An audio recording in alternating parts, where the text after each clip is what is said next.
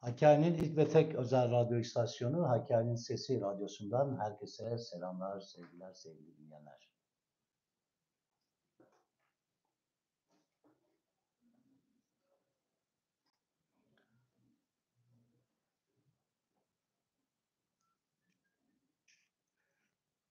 Evet, Hakkari'nin Sesi Radyosu'ndayız. 95.0 frekanslarındayız. Yalnızca Hakkari'nin Sesi Radyosu'nda değil, Hakkari Tanıtım YouTube ve Instagram hesaplarında da canlı yayındayız şu anda arkadaşlar. Sevgili Gündüz ailesi hoş geldiniz. Emeğinize sağlık. Evet, kıymetli bir konuğumuz var Seçime Doğru programında. Cumhuriyet Halk Partisi Hakkari Belediye Başkan Adayı Sayın Cüneyt Özbek. Hoş geldiniz. Hoş bulduk. Teşekkür ederim. İyisiniz inşallah. Şükürler olsun. Biraz yorgunluğun dışında. Tahmin edebiliyorum. Yoğunsunuz, koşturuyorsunuz. Evet. Bizler de başarılar diliyoruz size. Çok sağ olun. Çok teşekkür ederim. Bugün özel bir gün. 21 Mart.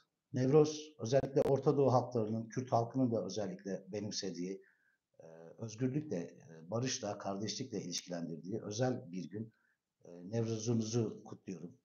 Ve tüm Hakkari halkının, Kürt halkının da Nevruz'unu kutluyorum Sayın Özbek. Çok teşekkür ederim. Evet, bugün özel bir gün. Baharın müjdeleyicisi Nevruz Bayramı'nın tüm dünya halklarına, özellikle Hakkari vatandaşlarımın da Nevruz Bayramı'nı buradan yürekten kutluyorum. Güzelliklerin, baharın gelişiyle o canlılığın bütün vatandaşlarımıza güzellikler getirmesini de diliyorum buradan sizin aracılığınızla. Teşekkür ediyoruz. Amin diyoruz bu güzel dileklere. Sayın Özbek, biz abi kardeş çok oturduk. Sizin güzel sazınızı çok dinledik, türkülerinizi dinledik. Ben de arada şiirlerle eşlik ettim sohbetinize. Evet. Bu sefer bir gazeteci ve bir siyasetçi olarak bir araya geldik. Farklı bir siyasi atmosfer var. 20 yıldan fazla bir süredir bugün DEM ismiyle bildiğimiz partinin yüzde kaç oranıyla kazanacağı konuşulurken bugün kimin kazanabileceği konuşuluyor. Biraz güçlü rakipler var. Sizin gibi liyakat sahibi, bürokrasiden gelen bir aday var. Öbür tarafta AK Parti'nin iddialı bir adayı var. Yine DEM Partisi oldukça iddialı. Farklı bir seçim süreci yaşanıyor. Siz bunu nasıl yorumluyorsunuz? Tabii Cumhuriyet Halk Partisi hukukun üstünlüğüne, demokrasiye inancı olan bir parti. Takdir tabii ki vatandaşlarımızın olacak. Bu süreç içerisinde her partinin belediye başkan adayı kendi iddiasını, kendi hizmetlerini, kendi fikirlerini ortaya koyacak iddialı bir propaganda yürütüyor. İnşallah güzel olur. Selametle şunun şurasında kaldı 10 gün. Sağ salim bu işin de sona ermesini de buradan diliyorum. Tabii ki adaylarımız ciddi anlamda, siyasi rakiplerimiz de sahada, bizler de keza öyle. Yaklaşık 2 aydır sahalardayım Serkan Bey. Ev ziyaretlerimiz yoğun bir şekilde, istisnasız her gece bir vatandaşımızın evinde onların misafiri, onların o sıcak çayı, sıcak sohbetlerine nail olabiliyoruz. Sivil toplum kuruluşları keza öyle, esnaflarla ziyaretlerimiz öyle. Siz değerli basın emekçileri her zaman hayatımın merkezinde oldu. Özellikle bu seçimlerde. Bu açıdan inşallah bu seçim insanların değerlendirme kriterleri elbette bizim hepimizin saygısı var. Onların iradesine saygı duyacağız. Süreci bekleyeceğiz. Bakalım sandıktan neler çıkacak. Sayın Özbek, siyasi geçmişinizi biraz, siyaseten sizi tanımak isteriz. Siyasete ne zaman ilgi duydunuz? Hangi partide başladınız? Bir de şöyle bir şey var. Şimdi tabii ki siyasi partiler arasında siyasetçilerin geçiş yapması özgürlüğü gibi bir durum söz konusu. Bu demokrasinin de bir gereği. Evet. Lakin son yıllarda Türkiye siyasetini analiz ettiğimizde sanırım en az yaşanan transfer modeli AK Parti'den Cumhuriyet Halk Partisi'ne geçiş şeklinde oluyor. Evet. Yani bu anlamda özellikle Hakkari'de bir istisna bu durum. AK Parti'den, İktidar Partisi'nden Cumhuriyet Halk Partisi'ne Evet. geçmiş olmanız dikkat çekici. Evet. Sizi AK Parti'den soğutan şey nedir? Şeyler nedir? Cumhuriyet Halk Partisi'ne inanmanızı sağlayan şeyler nedir? Tabii ben hayata her zaman şu açıdan bakmışımdır. Bürokraside olduğu kadar siyasette de liyakatın, bilgi birikimi olan, o koltuğu doldurabilen, bu halka hissiyatı yüksek, cesareti ve feraseti olan insanların bu makamlarda oturması gerektiğini her zaman düşünmüşümdür. Düşünmekle kalmayıp çevremdeki topluma, çevremdeki insanlara da bu düşünce tarzımı her zaman iletmişimdir. Nitekim tabii üniversite yıllarım, üniversiteden sonra yüksek lisansı bitirdikten sonra doktora eğitimine devam ettik. Bunun yanı sıra kamuda yaklaşık 23 yıllık bir zaman geçirdim. İcracı bir bakanlıkta, onun Emekli teşhasında. oldunuz mu? Hayır olmadı. Olmadı. Bir 2-3 yıllık bir sürecim daha var. Şimdi burada o kadar zamanımızı ayırdık ki birçok şey kendi bünyemize, kendimize kattık. Çünkü eğitim o kadar önemli ki eğitimin yanına bir de tecrübeyi katınca insanlarda oluşan, özellikle insanlara yapmış olduğum hizmetler fayda noktasında binlerce insanlara dokunmuşluk, onların yüzünde tebessüm, hayır dualarını almıştık ve o insanlarda oluşan teveccüh bir yerde bizi siyasi mecrada da görme istekleri de çok üst seviyelere çıktı diyelim. Tabii bu oluşan memnuniyet sonucunda toplumun genelinde bir AK Parti'de siyaset yapmamı, çünkü icracı bir insanım ben. Ben hizmet temelli bir insanım. Hizmet etmem lazım. Yani gençliğimin, çocukluğumun geçtiği bu topraklarda insanlarıma şu oluşmuş olan donanım, bilgi, biriki, tecrübeyi de yanına kattık. Şöyle bir ara soru sormak istiyorum. Özür diliyorum. Şunu mu anlamalıyım? Ben AK Parti'den aday olsam, seçilsem bile istediğim gibi hizmet edemeyecektim gibi bir durum mu söz konusu? Hayır. Müsaadenizle ben bitireyim bunu. Ve nitekim 2015 yılında aday oldum. Olmadı. Tabii insan üzülüyor, kırılıyor. İtibarına bir yerde zedelenmeye de sebebiyet veriyor. Olsun, sağlık olsun dedim. İlk defa girdiğim bir partide e, hedefine ulaşmayabilirsin. Bunu normal karşıladım. 2018'de tekrardan bir şeyler daha kataraktan kendimize, yine bu insanlara, halkıma hizmet etme aşkım gün ve gün artıyordu zaten. 2018'de de müracaat ettik. Yani önemli insanlar, Hakkari'nin önemli insanları, önemli şahsiyetleri, toplum tarafından karşılığı olan, sevilen, o makama layık, o makamda bu halkı iyi temsil edecek insanlar aday adaydı. Biz de adaydık keza. Ama günün sonunda yani bu örneklendirdiğim bazı kriterlerin siyasette çok daha güzel, çok daha şık olması gerektiğini söylediğim değerler bir tarafa bırakıldı. Liyakattı, ehliyetti, donanımdı, temsil kabiliyetiydi, cesaretti, ferasetti, toplum tarafından sevilen bir obje olmalı. Bunlar hakikaten bir ile çok katkısı olacak, bir ile elzem aslında bir aday siyasi profildi. Ama bu tercih edilmedi.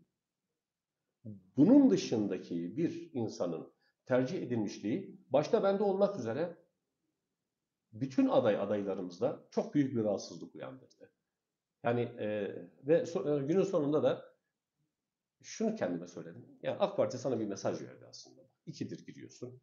Vatandaşların da yoğun isteği üzerine bu parti siyaset yapmanın İşi istendi. ehline vermiyorlar. Ve işi ehline vermekten ziyade yani ruhen, bedenen, mental olarak bu işi yapacak kapasiteli insanlar varken bunun dışında bir insana teveccüh buyurmaları, tevessül etmeleri bizde bağların kopmasına sebebiyet verdi.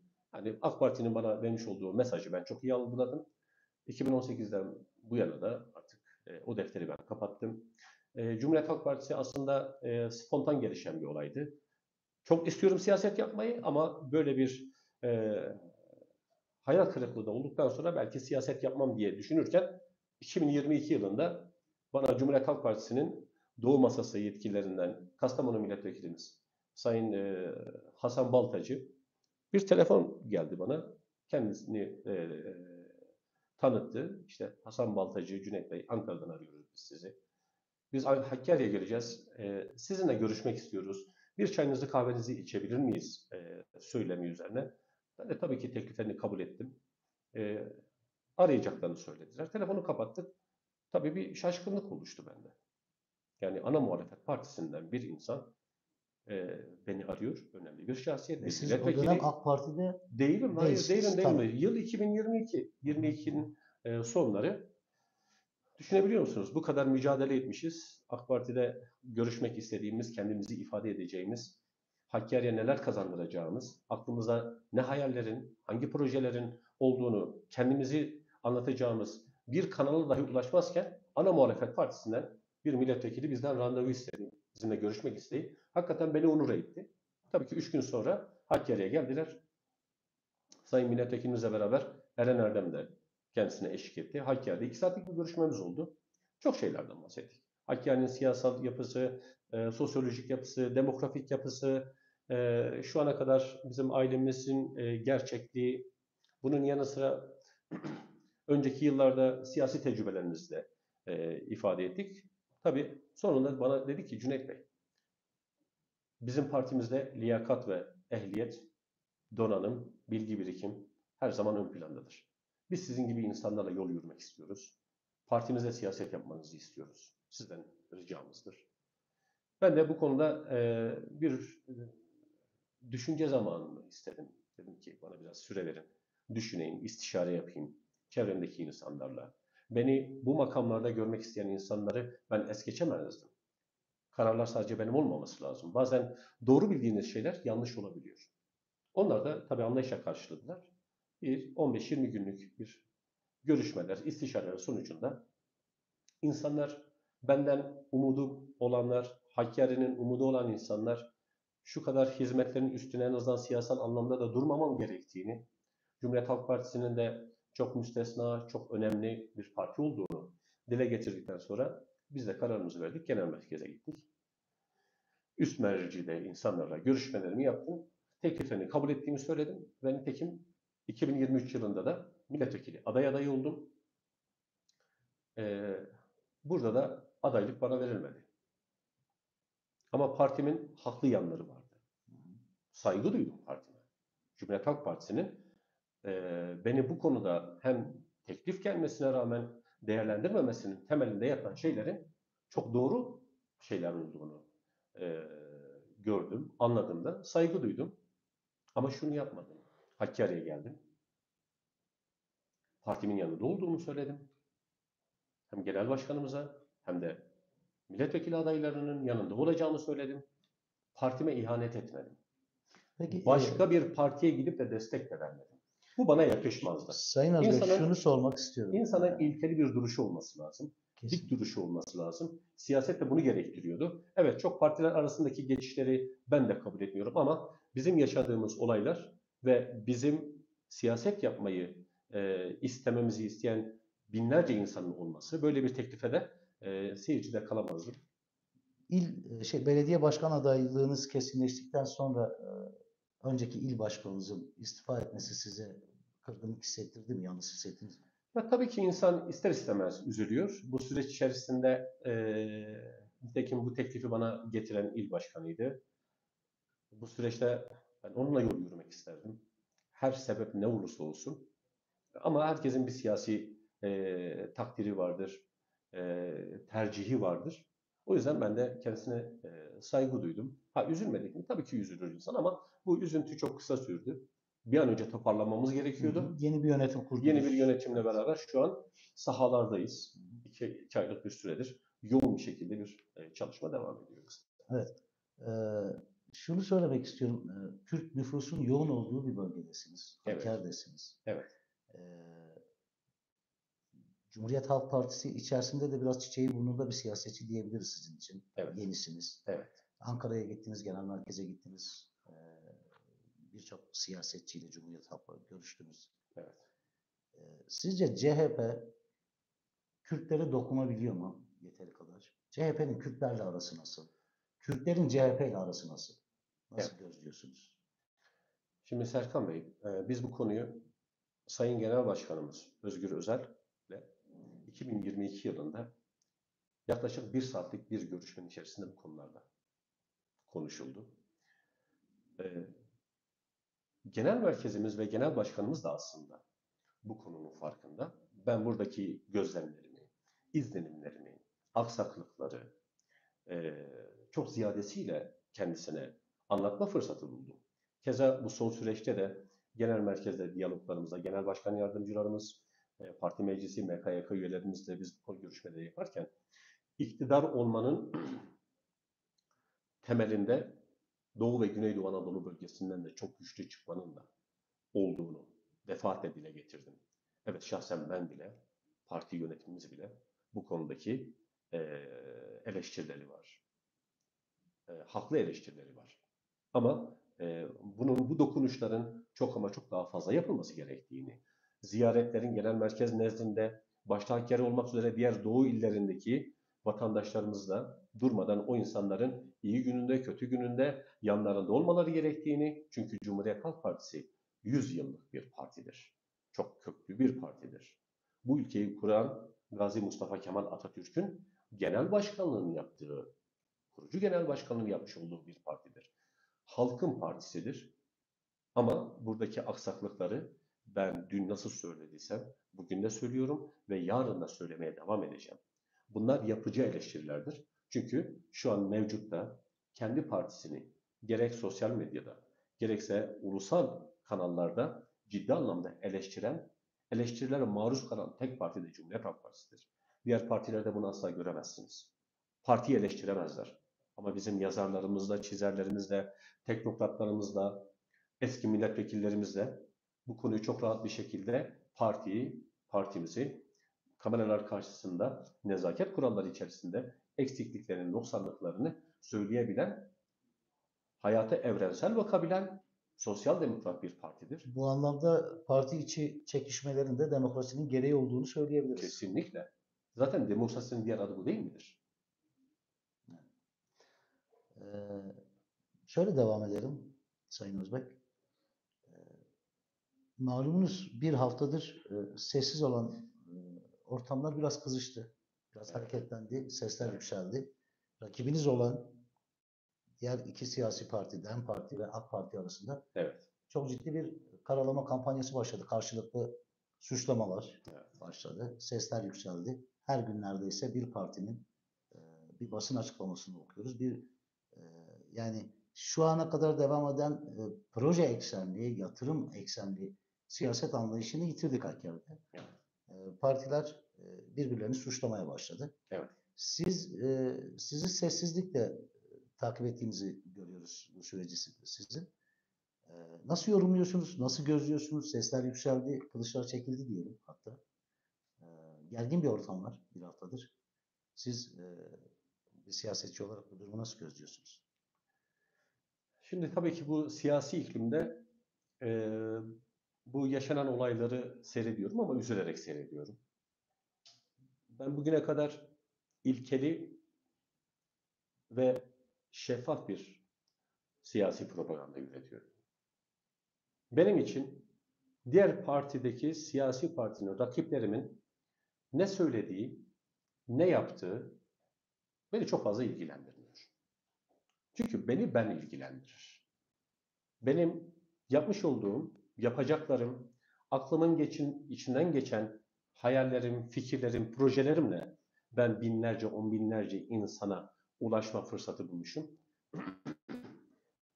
Benim düşüncelerimi, projelerimi, yapacağım hizmetleri tasvip etmeyecek halkımızın ta kendisidir.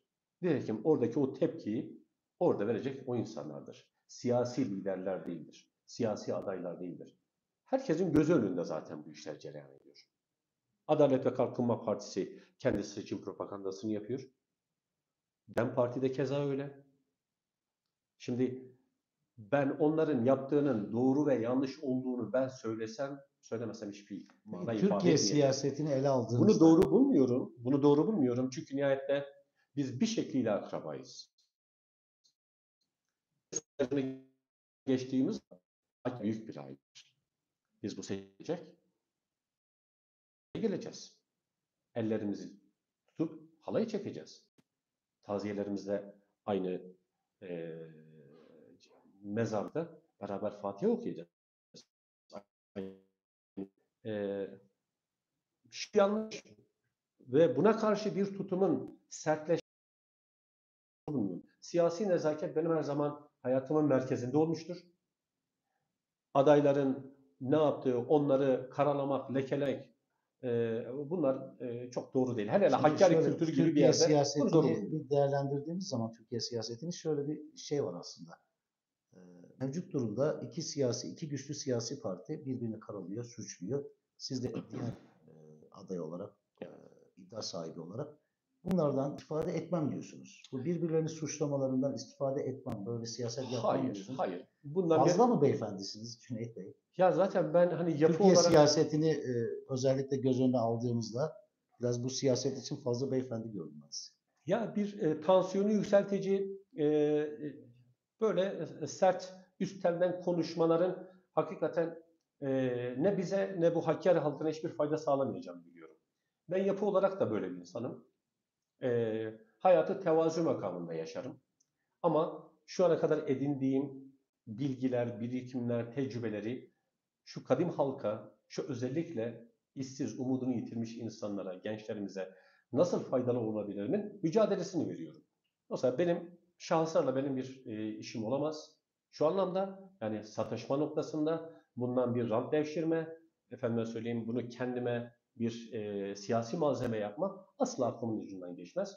Hepsi de değerlidir benim için. Bu Hakkari'nin insanıdır. Herkesin tabii ki bir kulvarı farklıdır. Ama ben de sataşma siyaseti olmadı ve olmayacaktı. Hı hı. Evet, anladığım kadarıyla proje ve yatırım endeksi bir kampanya yürütüyorsunuz. Aynen öyle. Ee, Rakiplerinizden özellikle AK Parti adayı İsmet Ölmez e, başka kampanyalar yürüttü. Çok da dillendirildi, Evet, yayıldı. E, Ekonomik temelli evet, yardım kampanyaları yürüttü. Birçok alana dokundu, evet. gördük.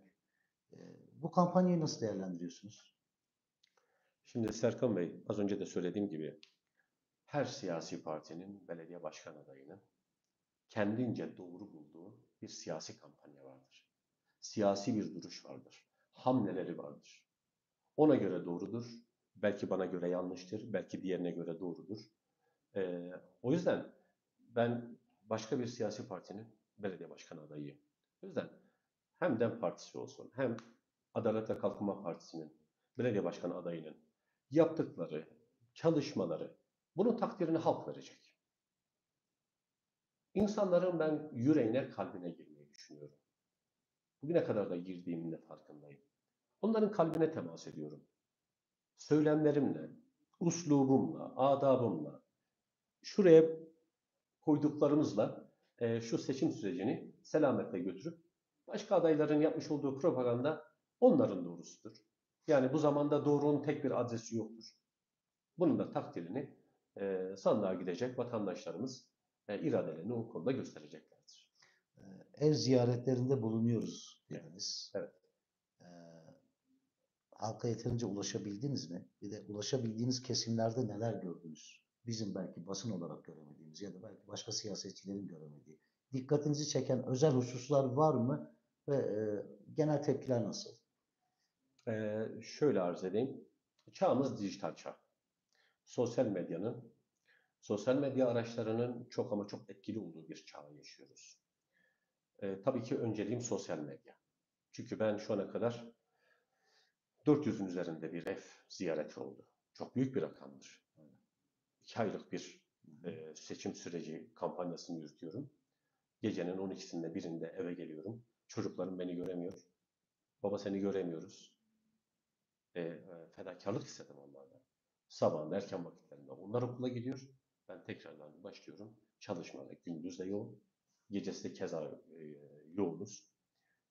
Bu yapacaklarımızı, aklımızdan geçenleri tabii ki sosyal medyadan yaydığımız gibi vatandaşlarımızın evinde de konuk oluyoruz. Onları rahatsız etmeden. Çok uzun süreli olmuyor.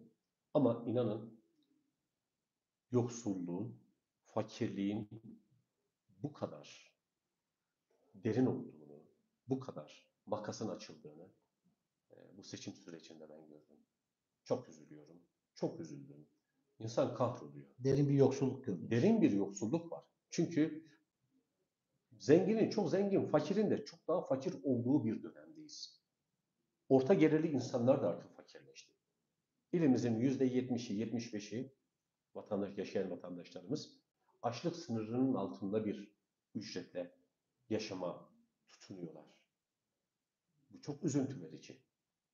Ben bundan 10 gün önceki bir demecimde Süleyman Demirel'in bir gazeteciyle sohbetinde milletvekilleriyle olan diyaloğunu anlatırken Doğu milletvekilleriyle istekleri noktasında çok fazla zaman ayırmıyorum ya da fazla zamanımı almıyorlar. Sebebi de Doğu milletvekilleri yanıma geldiğinde 30-40 tane kadro, bazı kurumlara da 2-3 tane kuruma da yönetici talepleri olurdu. Benim 5 dakikam 10 dakikam alırdı derdi. Ama Batı milletvekilleri yanıma geldiğinde fabrikalar istiyordu. Organize sanayi bölgeleri istiyordu.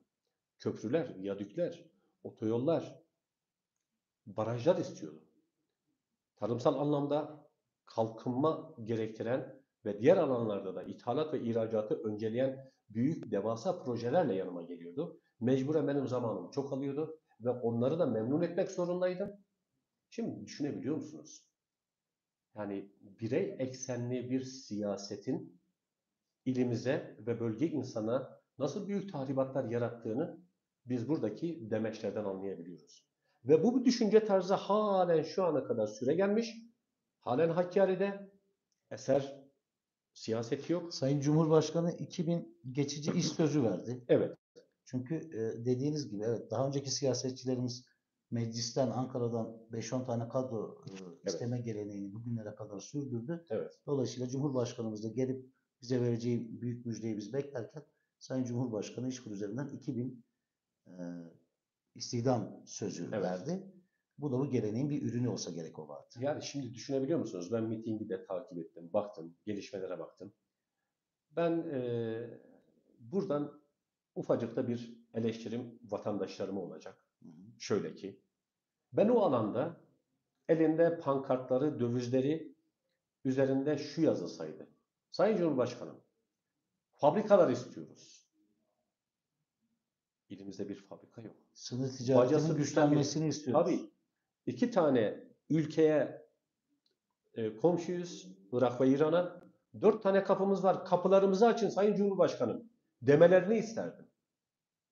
Ama maalesef biz bu duruşu kendi halk olarak da halk nezdinde de biz bunları yapamıyoruz. Benim de yani nacizane bir siyasetçi olarak vatandaşlarıma ufak bir eleştirimdir. Keşke buraya gelen Cumhurbaşkanı, bakanlar, milletvekilleri bunlar geldiği vakit sadece basit, ufak tefek kadrolar peşinden gitmeyip devasa vatandaşlarımızın hakikaten geline hizmet verebilecek bir siyaseti, böyle bir hizmetleri biz keşke Ankara'daki bakanlarımızdan, milletvekillerinden istemiş olsaydık ama maalesef bunu bugüne kadar yapamadık.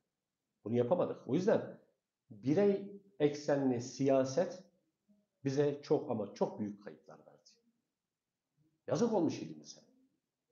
Genele yayan, yüzlerce, binlerce insanı istihdam eden, onlara dokunabilen projeler maalesef bugüne kadar olmadı.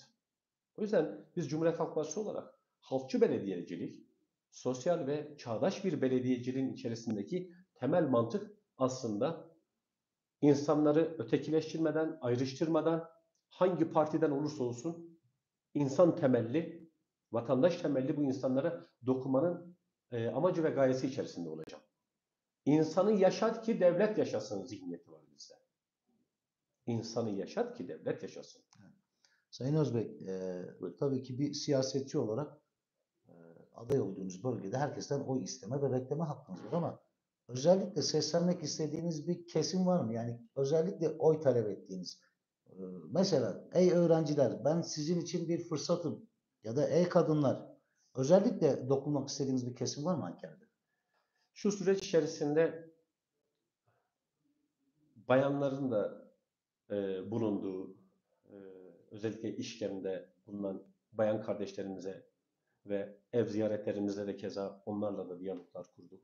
Gençlerimizle çok diyalog kuruyoruz. Çünkü gençlerimiz bu işin içerisinde sosyal medyadan adayları tartıyorlar. Adayların neler söylediğine çok dikkat ediyorlar. Ama inanın ben sadece bir kitlenin belediye başkan adayı değilim. Belediye başkan adayı da olmayacağım. Ben bu bölgede hakikaten yoksulluktan ve fakirlikten muzdarip olmuş gençlerimiz ve insanlarımızdan oy istiyorum. Ben emektar kadınlardan oy istiyorum. Ben burada engeli olan kardeşlerimizden oy istiyorum.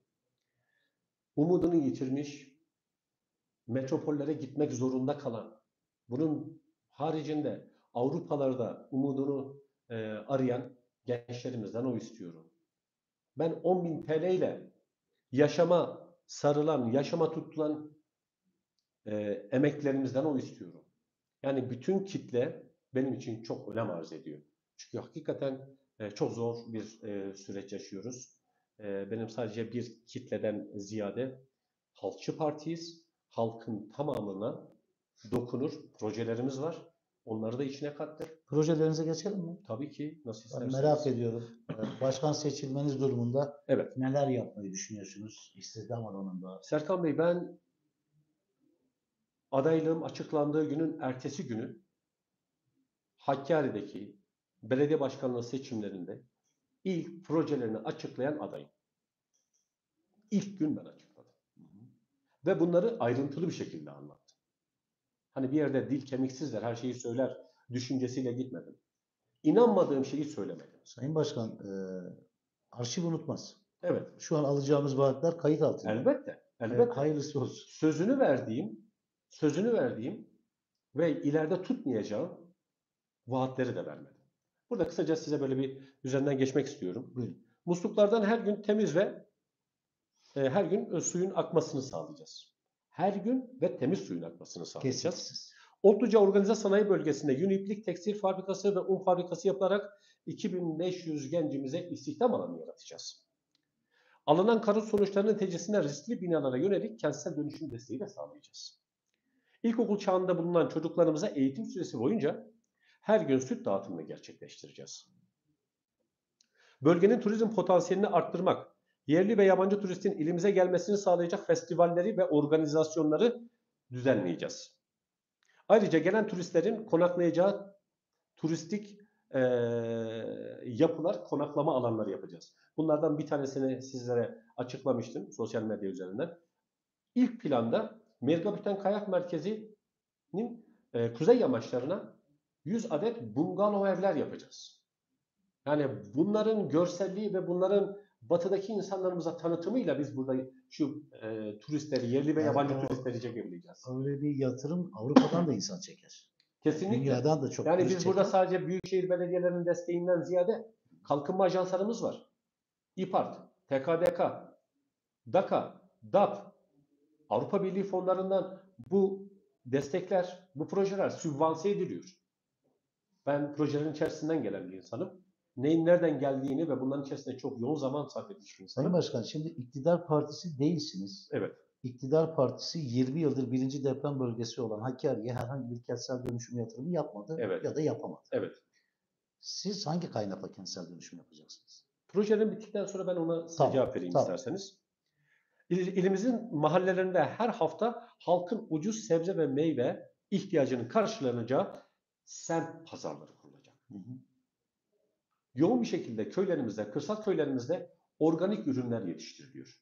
Ve bu organik ürünlerin gerçek anlamda, gerçek değerinde satılmadığını ve bu halka ucuz olarak temin edilmediğinin de ben farkına vardım. Tarladan sofraya diye bir terimimiz var.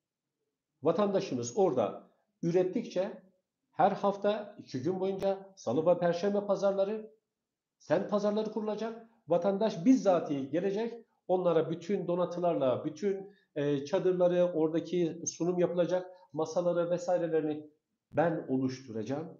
Ve o insanlar gelecekler, burada bu ürünlerini, bu el emeği göz nuru ürünlerini orada satma imkanı olacak. İşkem'de çalışan bayan kardeşlerimiz keza orada yapılan bu ürünlerini daha fazlasını çok daha uygun fiyata insanların alabileceği, onları da karşılayacak bir fiyata satma imkanı onlara sunacağız. Dar gelirli vatandaşlarımıza aylık 2500 TL bir desteğimiz olacak. Tüm amatör spor kulüplerine belediye bütçesinden maddi destek sağlanacak. Yoğun bir şekilde burada amatör ligde bizim futbolcularımız var. Ama Voleybol takımlarımız çok var. fazla voleybol takımı keza öyle. Yani bunların gerçek anlamda elinden tutulmadı. Yani pansuman siyasetiyle anlık bazı paralarla, harçlıklarla bir çalışma yürütülüyor. Yeterli mi? Tabii ki yetersiz. Üniversite öğrencilerimize 3.000 TL burs sağlayacağız. Sayın İmamoğlu 2024 yılında 15.000 TL verecek. Şu an hala hazırda 7.500 TL her bir öğrenciye burs veriyor Sayın İmamoğlu. Gençlerimizin sanatsal ve spor aktivitelerini yapacağı gençlik merkezi kurulacak. Bunda da çok büyük eksiklikler var. Engelli vatandaşlarımıza yaşam şartlarını iyileştirici, gelir seviyelerini arttırıcı sosyal projeler yapacağız. İlin çorak görünümlü alanlarına binlerce ama yüksek boylu fidanlarla ağaçlandırma yapacağız Serkan Bey. Şehrin merkezinde ilimize yakışır bir belediye binası yapılarak 750 araç kapasiteli otopark ve 250 iş yerinin olduğu yeraltı çarşısını hizmete sunacağız. Park sorunu önemli. Bu projelerimizi Hakkari'de. zaten ben vatandaşlarıma gerek görsel gerek söylem noktasında bu açıklamalarımı yapmıştım. İlin gerçekten kronikleşmiş bir sorundur otopark sorunu. Bunu Allah'ın izniyle belediye binamızın önündeki geniş alanın bulunduğu alana birinci katına otopark, 750 araç kapasiteli bir otopark, üstünde de yeraltı çarşısı koyacağız. Halkın bu iktisadi anlamdaki eksikliğinde, ekonomik anlamdaki eksikliğinde orada da bertaraf edeceğiz. Hı hı. Yani hizmet çok önemli Serkan Bey. Evet, şimdi yün iplik fabrikası dediniz Otlucak. Evet, evet. Sanırım devlet arazisi var, hazine arazisi var. Tabii orada, ki. buldunuz Bizim onu. devlet arazilerimiz var. Aha, Orası olur, tamam. Merzan bölgesinde Şimdi olur. biz bekbir yapardık ya. Evet, Koyun kırpma şenliklerimiz olurdu. Hala evet, yaparız. evet, Eskiden o yün çok para ederdi. Çocukluğuma tekabül evet, ederdi. Şimdi evet, takip ediyoruz. Genelde kırptıkları yerde bırakıyorlar. Para etmiyor. evet. Eğer bu fabrikayı kurarsanız o yün yine para mı edecek? Kesinlikle, Yani o yünü kırpan kesinlikle. koyun sahipleri, hayvancılıkla uğraşanlar Evet. ek bir gelir elde edecek. Çünkü şimdi biliyoruz ki o yünler para etmiyor. Kırpıldığı yerde kalıyor. O fabrikada mı işlenecek? Koçerlerin yaz aylarındaki koyun sürülerini getirmesiyle 900-950 bine varan bir küçükbaş hayvan potansiyelimiz var. 1 milyona İl yakın. ve ilçelerde, evet, il ve ilçelerde.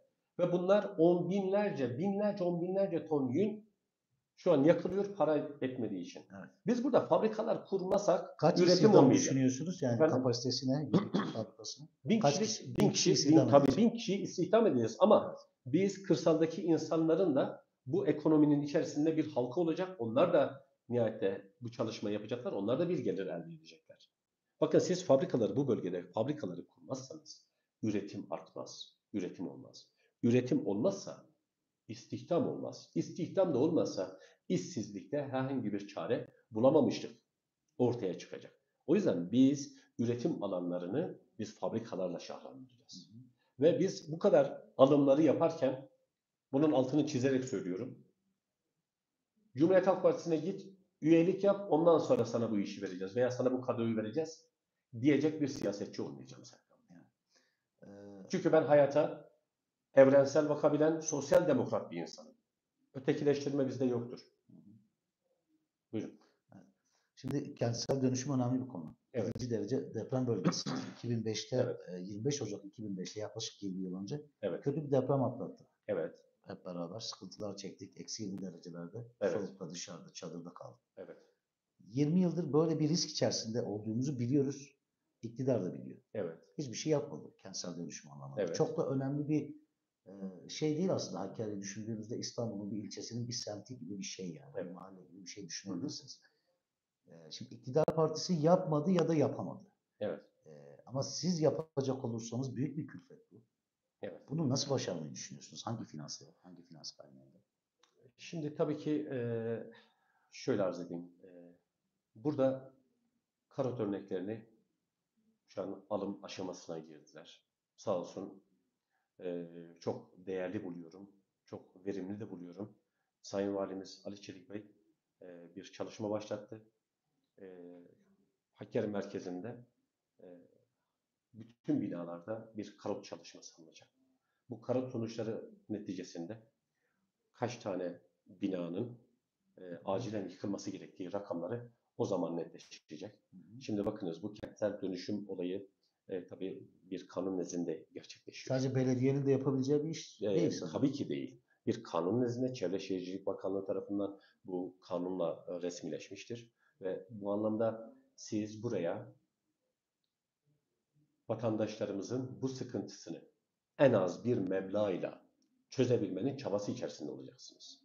Çok kapasitesi çok büyük müteahhitlerimiz var. Bu müteahhitler batıdan gelecek. Onlarla bir protokol imzalanacak. Devletimizin zaten bankalar nezdinde bu kapsamda çok ama çok düşük bir kredisi var. Ama burada müteahhitlerin gelip de bu insanlara dokunuşu şöyle olacak. Yani onlara en azından kart arttırımı noktasında yatay mimari ve kat artımı noktasında o insanlardan daha az bir para çıkması için ben aracı olacağım.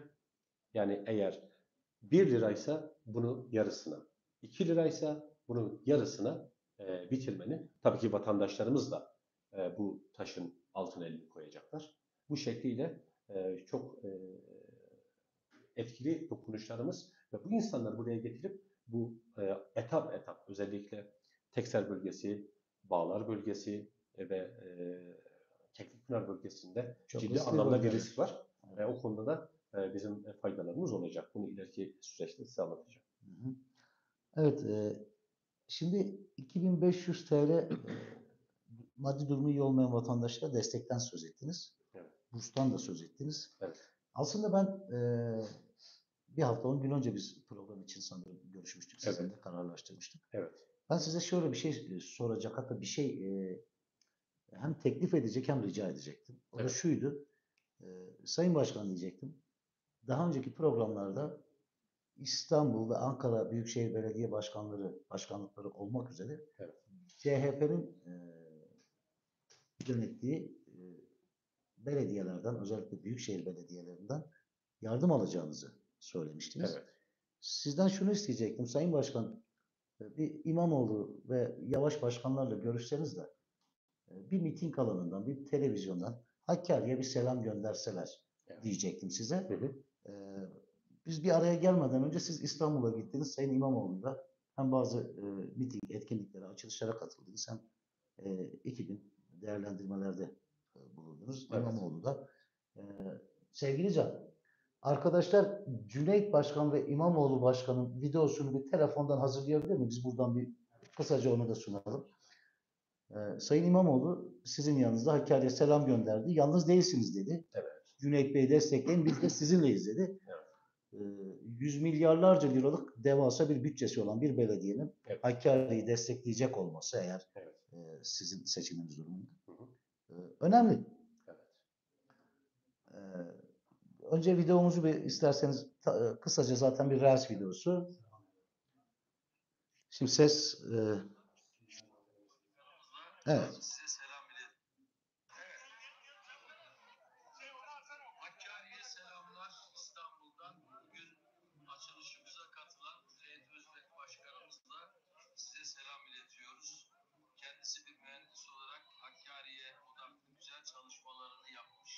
Bizimle de paylaştı. Biz de bütün deneyimimizle onun bu değerli yolculuğunda yanında olacağız. Sizin desteğiniz onunla olsun. 1 Nisan'dan sonra biz de İstanbul'un bütün deneyimiyle sevgili başkanımızın ve Hakkari'li dostlarımızın, hemşehrilerimizin yanında olacağız. Desteğinizi bekliyoruz. Başkanım, başarılar dilerim. Yolunuz açık olsun. Çok teşekkür ederim. İnşallah başarılı olur. İnşallah. Nazik kabulleriniz için de çok teşekkür ederim. Başarılar. Hep beraber. Sağ olun. Evet sevgili dinleyiciler, Hakkari'nin Sesi Radyosu dinleyicileri ve Hakkari Tanıtım YouTube, Instagram kanallarından bizi izleyen sevgili izleyiciler. Gördünüz, belki daha önce de sosyal medyada karşınıza çıktı. Sayın İmamoğlu, Cüneyt Bey'i destekleyin, biz de İstanbul Büyükşehir Belediyesi olarak sizi destekleyeceğiz diyor. Bu çok önemli bir destek. Sayın İmamoğlu'yla 2 gün geçirdiniz. Neler görüştünüz, Neler istişare ettiniz? Bizimle paylaşır mısınız? Tabii ki ben şu 2 aylık süreç içerisinde hep projelerimle, hep fikirlerimle insanlara dokunmayı tercih ettim. Ve bu kadar projenin kaynağını sormayan olmadı tabii ki. Ama ben aday tanıtım toplantımızda özellikle kıymetli genel başkanımızın eee kamuoyuna, milyonlarca insana şunu dediğini zaten gördük. Bakınız diğer illerimizde de şahsen bana da söyledi Sayın Genel Başkanım.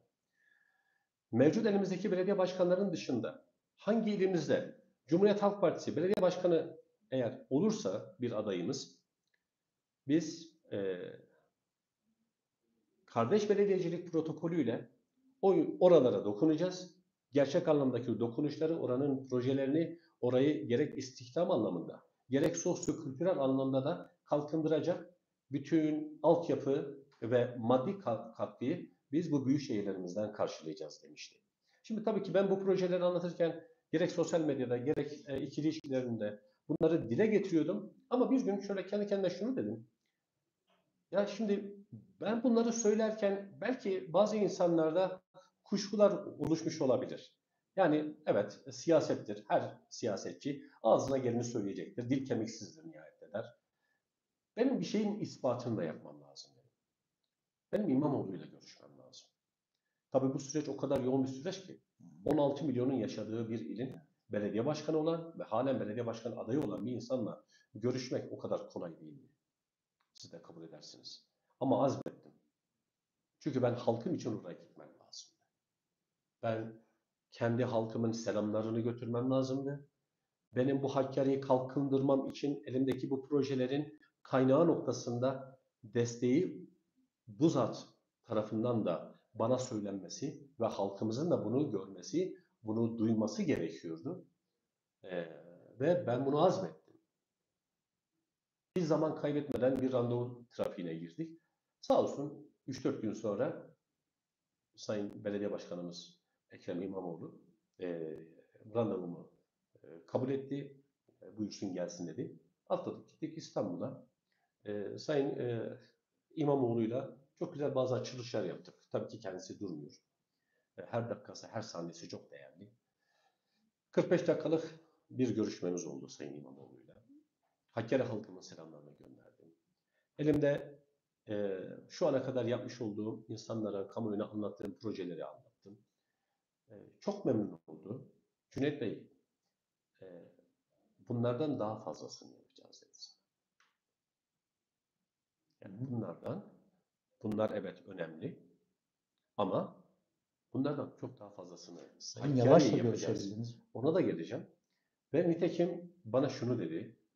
Hakkari halkı eğer takdirini senden yana kullanırsa, teveccühü sizden yana olursa, sizi belediye başkanı seçerse sana söz veriyorum dedi.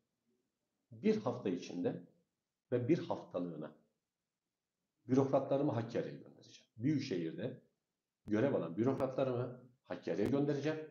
Bir hafta senin misafirin olacak. Senin projelerin dışında bizim de deneyimlerimiz, kazanımlarımız bu ile neler eksik?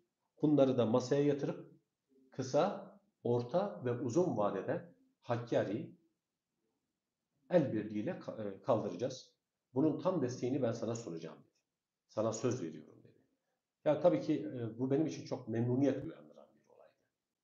Ben sadece bir İstanbul Belediyesi'nin kardeş belediyeciliğini düşünmemiştim. Nihayet elimizde 11 tane büyükşehir belediyemiz var. Allah'ın izniyle bu seçimlerde de bu sayı artacak, kat be kat artacağına inanıyorum. Çünkü bu illerimizdeki bütçe kaynak devasa bir bütçe var. Benim şu ana kadar yapmış olduğum projeler inanın amiyana bir tabirle onların çerez parası. Öyle. Ben bir İstanbul'un bir mahallesi kadar olmayan bir ilde yaşıyoruz. 70 bin nüfusumuz var bizim burada. Yani bunların şu an 2024'te sadece İstanbul Belediyesi'nin 2024 yılı bütçesi 200 milyar dolar. Çok büyük bir para. 600 küsür katır diyor. Bizim toplumu şöyle değerlendiriyorum. Hani biz kent, şehir gibi Evet. bir tanımdan ziyade ben şey diyorum bize genel olarak. Biz aynı semtin çocuklarıyız diyorum. Yani, Evet. semt diyorum ben. Gerçekten küçük değil. Evet. Herkes birbirine aşina, birbirini tanır, bilir. Bize çok gelen ihtiyaçlar, bizim gözümüzde büyük olan eksikliklerimiz, dediğiniz belediyelerin bütçesinden karşılandığı zaman emin olun bize yardım ettiklerini bile unuturlar. Yani akıllarına bile gelmez böyle bir yatırım yaptıkları falan. Bu sözü almış olmanız Sayın İmamoğlu'ndan kesinlikle bir heyecan yarattı. Sayın Mansur Yavaş'la yüz yüze görüşemedik. Bugün 4-4,5 dolaylarında danışmanı üzerinden de Sayın Yavaş'a ulaştım. Telefonla bir görüşmem oldu. Hı hı. Oradan da bir Hakkari halkıma selamlarını ilettim. Yoğun bir mücadele verdiğimi, kardeşlik protokolü karşılığında bizim buradaki projelerimizin sizler tarafından da destekleneceğini umudumuz ve inancımız tamdır dedim. Sayın Yavaş da Hakkari halkına çok büyük selamlarını iletti. Çok yoğun olduğunu, bu süreçte ben bir günlüğüne Sayın İmamoğlu'nun yanına gidebildim. Bu sahayı bırakmamam gerekiyor ama bu görseli vermem gerekiyordu. Yani ben sözünün eri olan bir insanım. Benim sözümün altı da vardır. Yani onun background'ında benim inandırıcılığımı ispatla ben mükelleftim. O yüzden ben Sayın İmamoğlu'nun yanına gittim. Sayın Yavaş'la yüzde görüşmek istedim ama zamanlama ve yoğunluktan dolayı görüşemedim. Ama ben bugün saat 4-4.30 sularında Sayın Ankara Büyükşehir Belediye Başkanımız Mansur Yavaş'la da bir telefon görüşmesi oldu.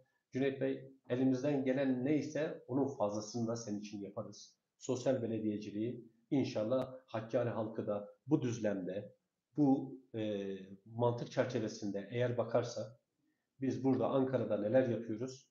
Biz Hakkari'de de bunları yapacağını ben de sözünü veriyorum dedi. Bunu Hakkari halkımıza da içtenlikle rahatlıkla söyleyebilirsin dedi. Evet. Evet. Böyle Büyükşehir Belediye Başkanlarından destek sözü almış olmanız benim 2500 TL yardım ve burs gibi faaliyetleri neyle finanse edeceğiniz sorunu boşa düşürüyor. Arkanız sağlam. Evet, Anladığım kesinlikle, kadarıyla. kesinlikle. Allah yolunuzu açık etsin. Çok sağ olun. İyi ki siyasette varsınız. Çok sağ olun. Çok teşekkür ederim. Yolunuz açık olsun diyorum. Başarılar diliyorum. Son sözü size bırakıyorum. Hakkari halkı sizi dinliyor ve Hakkari tanıtım YouTube ve Instagram hesaplarından da canlı olarak izliyorlar. Evet. Buyurun halkınıza nasıl seslenmek, programı nasıl bitirmek istersiniz? Tabii ki bundan yine 20 gün önce halkıma taahhütlerimiz dışında bir de halkçı belediyecilik taahhütnamesi yayınladık. Ben burada seri bir şekilde halkıma verdiğim ve vereceğim sözleri ben burada da sizin aracılığınıza söylemek Tabii ki. istiyorum.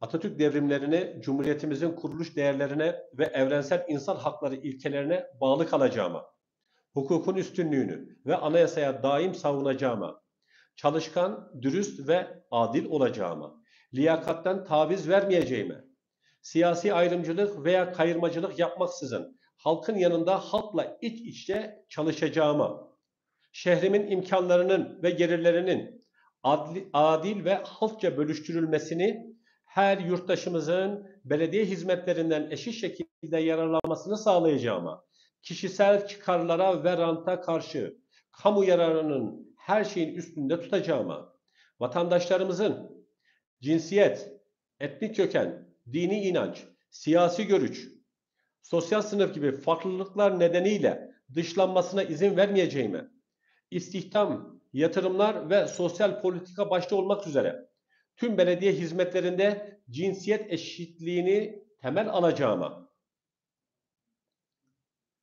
gençlerimin, çocukların, yaşlıların, engellilerin, yoksulların ve tüm dezavantaj gruplarının güvenli, rahat ve eşit bir şekilde konforlu yaşaması için gerekli önlemleri alacağıma, depreme ve her türlü afete karşı şehrimi dirençli ve güvenli hale getireceğime, afet sonrası müdahale için gerekli tedbirleri alacağıma, çevreyi, yeşili ve sürdürülebilirliğini gözeteceğime, tüm hayatlar değerlidir yaklaşımıyla hayvanların yaşam hakkına saygılı olacağıma, şeffaflık ve hesap verebilirlik ilkesi gereğince hiçbir istisna olmaksızın halka hesap vereceğime, bu yaklaşımla kişisel mal varlığımı her yıl sonunda kamuoyuna eksiksiz ve geciktirmeden açıklayacağıma, her hesap dönemi sonunda belediyemizin bilançosunu kamuoyuna sunacağıma, halkçı belediyecinin yönetim anlayışının merkezine koyacağıma, mazeret üretmek yerine her koşulda çözüm ve maharet üreteceğime söz veriyorum. Çok teşekkür ediyorum. Bu benim ıslak imzalı Hakkari'li hemşerilerime taahhüdümdür. Biz de burada kayıt altına aldık. Benim sevgili de hocam. son sözüm bu olsun. Tabii bu süreç, tabii şunun şurasında bir 10 gün kaldı. İnsanları üzmeden, kırmadan, dağıtmadan bir seçim sürecinin geçmesini hep umut ediyorum. İnşallah olabilir. Bazen bazı aksaklıklar olabilir. Bence kılıçlar çekilmemiştir. Bu biraz belki ağır bir söylem olabilir. Olabilir. Bazen siyaseten bu gibi olaylar yaşanabiliyor ama tabii önemli olan bu hassasiyeti, Hakkari'li olduğumuz düşüncesini, aynı ilde ve aynı havayı soluduğumuz gerçeğini unutmadan bu süreci yürütmenin daha doğru bir yaklaşım olacağını düşünüyorum. Buradan bütün adaylara da başarılar diliyorum. Kıymetli vatandaşlarıma hayırlı Ramazanlar diliyorum. Hizmetin oylanacağı, hizmetin yarışılması gerektiği bir seçim sürecinde artık insanlarımız hem değişim istiyor hem gerçek anlamda bu işe layık bir hizmet istiyor. Ben Hakkari halkıma layık olmak için bir mücadele veriyorum. Rabbim bu yorumda beni mahcup etmesin. Rabbim tekrardan bana bu halka hayırlı hizmetler yapma şansını nasip eylesin. Bu duygular her zaman dedim. Böyle bir imkanı da bize sağladığınız için ayrıca size çok çok teşekkür ediyorum. Bizi kırmayıp geldiğiniz için biz teşekkür ediyoruz. Çok sağ olun. Yolunuz açık olsun Sayın Çok Özbek. teşekkür ederim. Başarılar diliyoruz. Çok sağ olun. Çok teşekkür ederim.